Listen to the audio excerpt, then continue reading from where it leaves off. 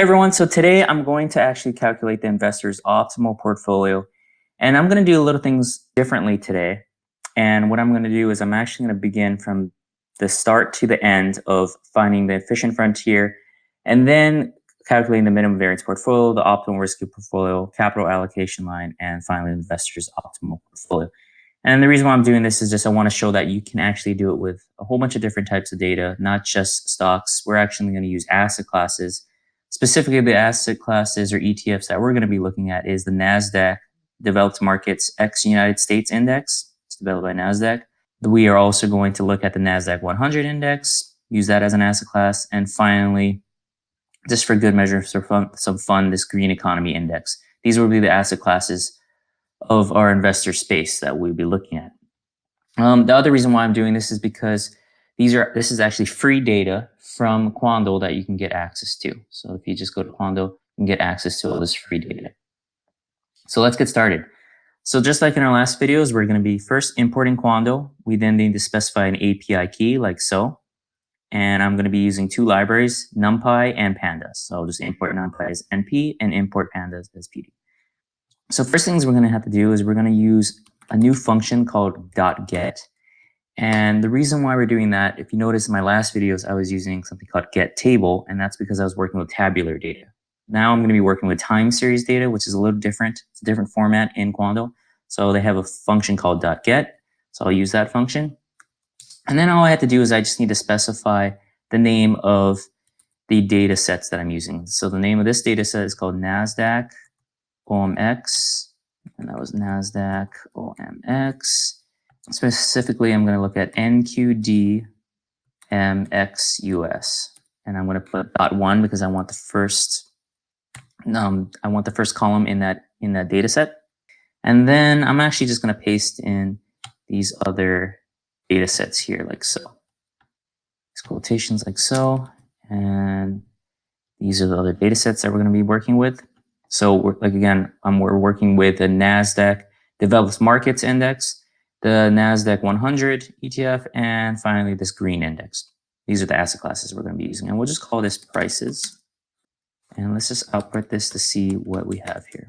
Prices.head, first 5 rows of data. So there we go. And looks like I put that in wrong. This should be the name. There we go. So we have our data points, and notice how we have not a number of values here, and that's because these data sets for NASDAQ 100 and the Q Green, they don't start until 2011, I believe. So, and this one's for 2003, and this one begins in 2001. They just start at different data time points, which is okay, and it's not going to be a problem.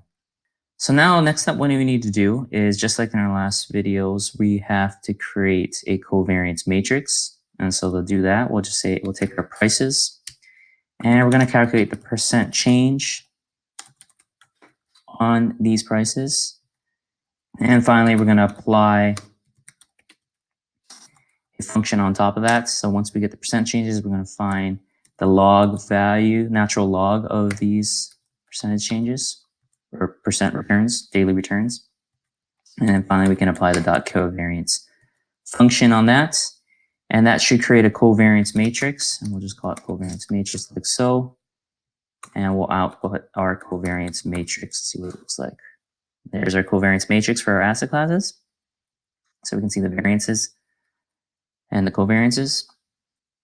Finally, now calculate our expected returns. So we're going to call them this ER, and we're going to use this historical mean returns as our expectation of the future in this example. So prices, and we can just resample our prices data set using resample and specify Y, which will get the yearly values, and we'll get the last value, percent change, again, mean, just like in our last videos. And let's just output that to get our expected returns. So here's our expected returns going forward.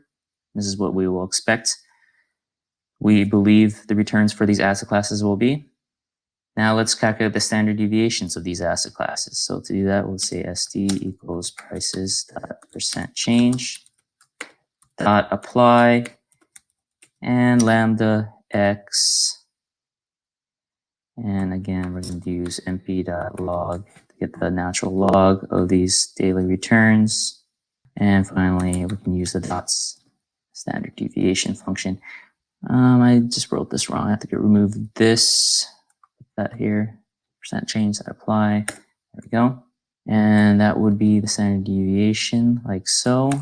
See what that looks like. But remember, we want to have the annualized standard deviation, so we can say dot apply again, and we'll say lambda x and x times the square root, np dot square root of 250. So we'll take these and annualize it by multiplying by the square root of 250.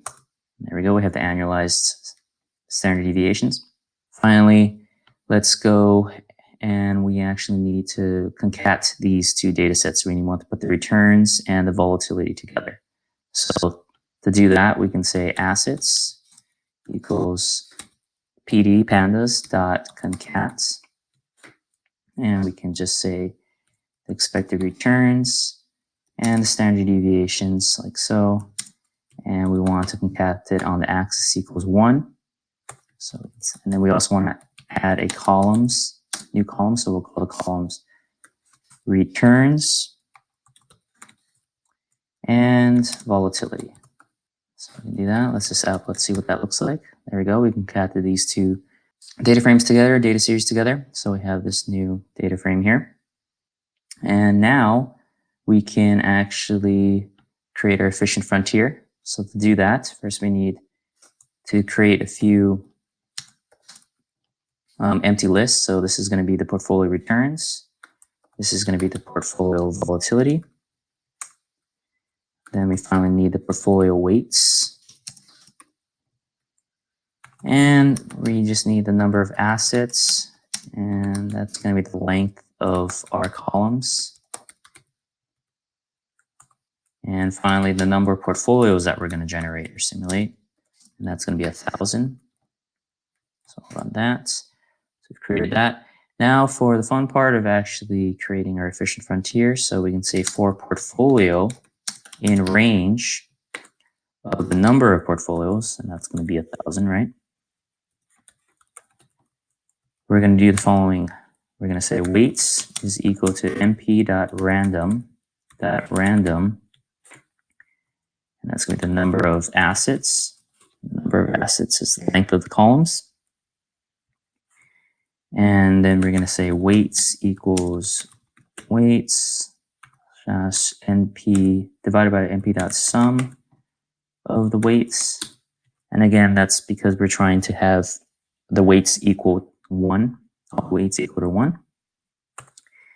And then finally we can say the portfolio weights dot append weights, like so. And so we're going to append these new weights into these empty lists up here. And we're going to take our returns, and that's going to just equal to np dot, and we're going to take the weights times our expected returns. Now we have our returns, and we are also going to append that to the empty returns list, portfolio returns, append returns.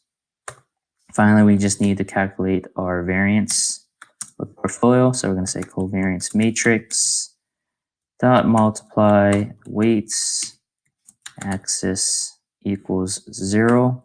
Finally, dot multiply weights axis equals 1 dot sum across and sum below. So if you remember, that was how we calculate our portfolio variance for the portfolio. And then we just need the standard deviation, and that's just going to be SD equals MP dot, we're just going to take MP dot square root of the variance that we just portfolio variance.